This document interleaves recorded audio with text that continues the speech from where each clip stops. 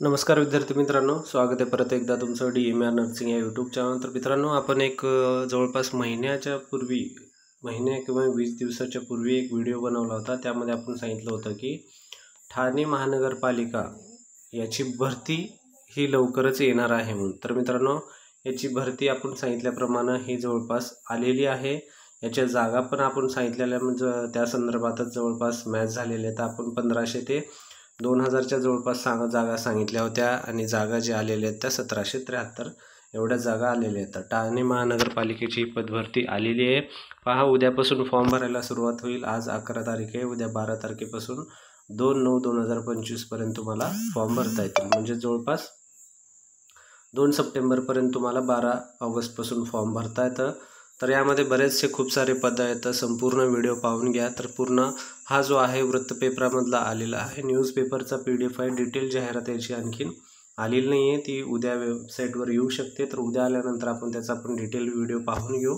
बऱ्याच जणाला हे माहिती झालेलं आहे, तरी पण आपल्या चॅनलवर बरेच सबस्क्रायबर आहेत, त्यांच्यासाठी हा व्हिडिओ असणार आहे. तर पहा, ठाणे महानगरपालिकेअंतर्गत गट क आणि ड संदर्भामधील सरळ सेवेची पदभरती ही जाहिरात असणार आहे. यामध्ये सरळ सेवा प्रवेशाने जाहिरात ही करण्यात येणार आहे. तांत्रिक अग्निशामक सेवा, त्यानंतर सार्वजनिक आरोग्य सेवा, वैद्यकीय सेवा आणि निमवैद्यकीय सेवा, जे महानगरपालिकेअंतर्गत जे काही पोस्ट असतात त्या पोस्टमध्ये सर्व गट क आणि ड चे पदभरती यामध्ये होणार आहे. तर तारीख ऑलरेडी सांगितलेली आहे तुम्हाला, 12/8/25 ते 2/9/25 पर्यंत तुम्ही फॉर्म भरू शकता. याची पूर्ण व्यवस्थित अपडेट तुम्हाला पूर्ण thanecity.government.in या संकेतस्थळावर उपलब्ध होती. सर्व माहिती तुम्हाला जर काही पाहिजे असेल तर या वेबसाईटवर तुम्ही पाहू शकता. त्या ठिकाणी तुम्हाला पूर्ण महानगरपालिकेसंदर्भात या जाहिरात संदर्भात तुम्हाला अपडेट भेटून जाईल. ठीक आहे. त्यानंतर अधिकृत दिनांक 2/9/2025 रोजी वाजेपर्यंत तुम्ही ऑनलाईन पद्धतीने अर्ज करू शकता. रात्री 12 वाजेपर्यंत हे अर्ज करण्याची वेळ दिलेली आहे. ठीक आहे. हा जर तुम्हाला PDF पाहिजे असेल तर हा PDF आपल्या टेलिग्राम चॅनलवर पण अवेलेबल आहे.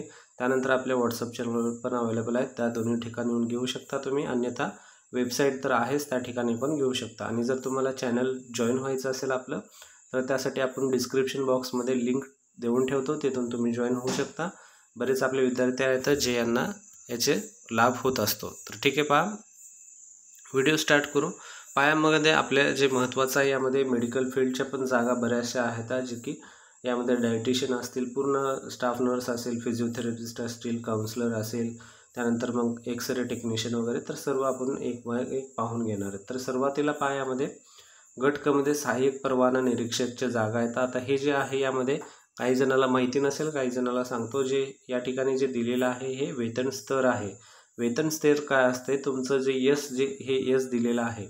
बऱ्याच जणाला माहिती असेल, ज्यांना माहिती आहे त्यांच्यासाठी नाही आहे, ज्यांना माहीत नाही आहे त्यांच्यासाठी आहे. ज्यांना माहीत आहे त्यांना वाटतं ह्या छोट्या छोट्या गोष्टी काय सांगतायत सर म्हणून, तर नाही आहे. ज्यांना बेसिक माहिती नसतं त्यांच्यासाठी खूप गरजेचं असते. पहा, वेतन स्तर काय असते, जे एक ठरलेली वेतन तुमचं कोणत्या बेसिकमध्ये तुमची सॅलरी ग्रुप होती, डिव्हिजन होती, तर त्यामध्ये हे वेतन स्तर असतं. यामध्ये आता उदाहरणामध्ये S8 असेल तर S8मध्ये एक ठराविक वेतन असतं, जे की 25,500 ते 81,100 अशा प्रकारे. मग सर्वात कमी जे असते ते S1 असते. त्यानंतर सर्वात जास्त जे असते ते पुढं वाढत जातं. जसं S स्तर वाढत जातं तसं पगार वाढत जात असते. ठीक आहे. तशा प्रकारे हे वेतन स्तर असतं. बाकीच्या तर ह्या बेसिक गोष्टी तुम्हाला माहीत असेल.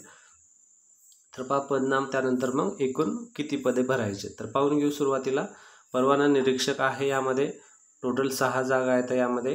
ठीक आहे. त्यामध्ये टोटल 2 जागा येतात. त्यानंतर लिपिक आहे, टंकलेखक, यामध्ये 53 जागा येतात.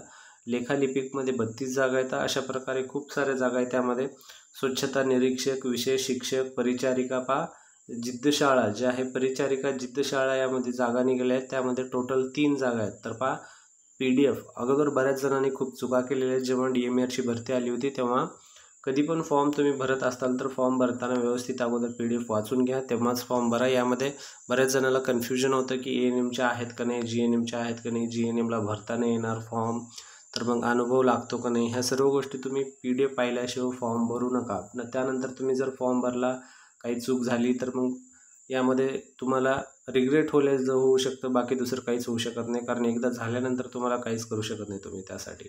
यामध्ये फायरमॅन, चालक, त्यानंतर प्रदूषक निरीक्षक, कनिष्ठ, त्यानंतर अभियंताचे श्रेणीनुसार पद आहेत. त्यानंतर मेडिकल फील्डमधले पहा यामध्ये कोणते कोणते पोस्ट आहेत.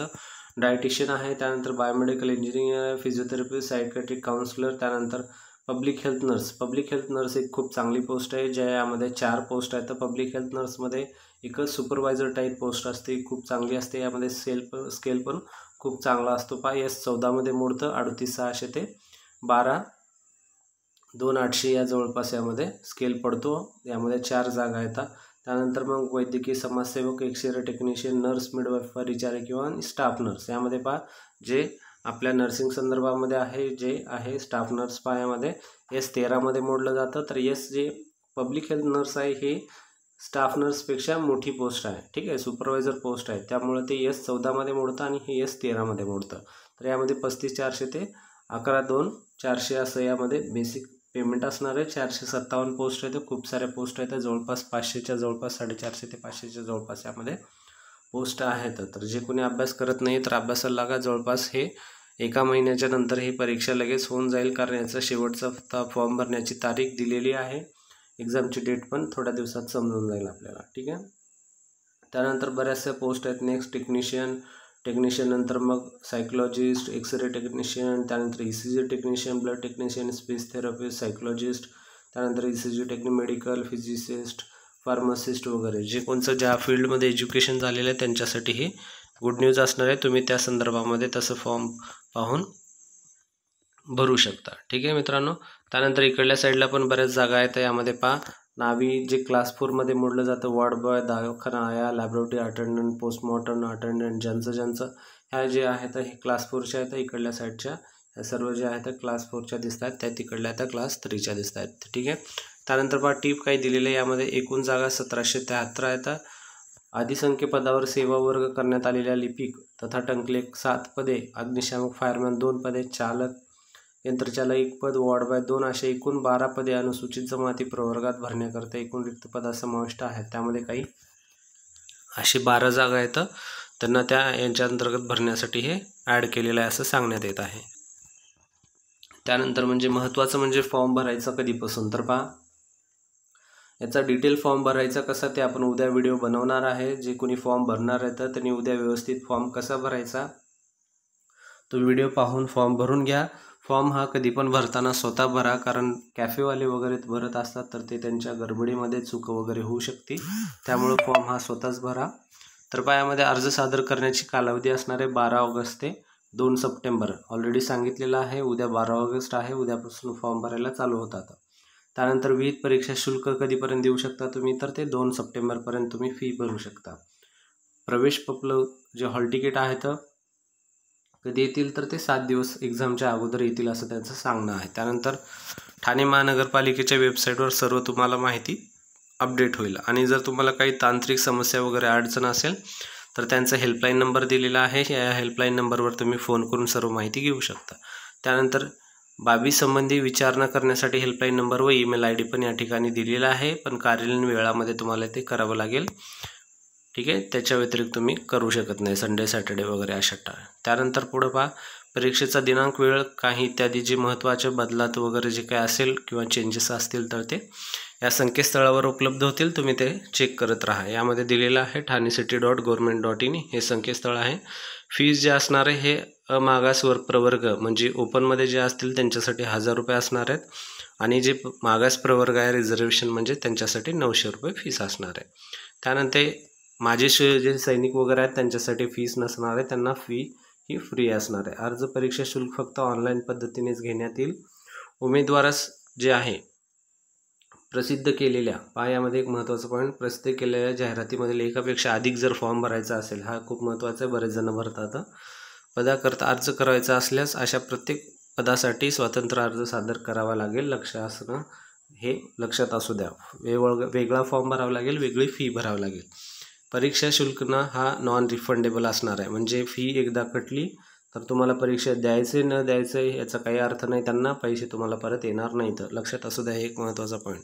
त्यानंतर पहा जे काही चेंजेस वगैरे असतील हे पूर्ण हायर ऑथॉरिटीकडे असतील, जे काही चेंज असतील ते वरच्या ऑथॉरिटीकडून केले जातील, ठीक आहे. अशा प्रकारचं आहे हे आजच्या पेपरमध्ये आलेलं आहे. लोकमतच्या हा न्यूज 11 ऑगस्ट लोकमत वृत्त पेपर यामधले आलेले डिटेल PDF आल्यानंतर तो पण आपण व्हिडिओ बनवून घेऊ, ठीक आहे. सध्यासाठी एवढी महत्त्वाची माहिती आहे. व्हिडिओ आवडला तर नक्की व्हिडिओ लाईक करा, चॅनल सबस्क्राईब करा. ठाणे महानगरपालिका भरती उद्या किंवा परवा 2 दिवसाच्या आत आपण फॉर्म कसा भरायचा त्याचा पण व्हिडिओ घेऊन येणार आहे, तो पण व्हिडिओ पाहून घ्या. हा जर आवडला असेल तर नक्की लाईक करा, शेअर करा. जे कोणी अभ्यास करत नाही त्यांना हा पाठवा आणि अभ्यासाला चालू करा. आणि चॅनल सबस्क्राईब केलं नसेल तर चॅनलला सबस्क्राईब करायला पण विसरू नका. भेटूया पुढच्या व्हिडिओमध्ये मित्रांनो. धन्यवाद.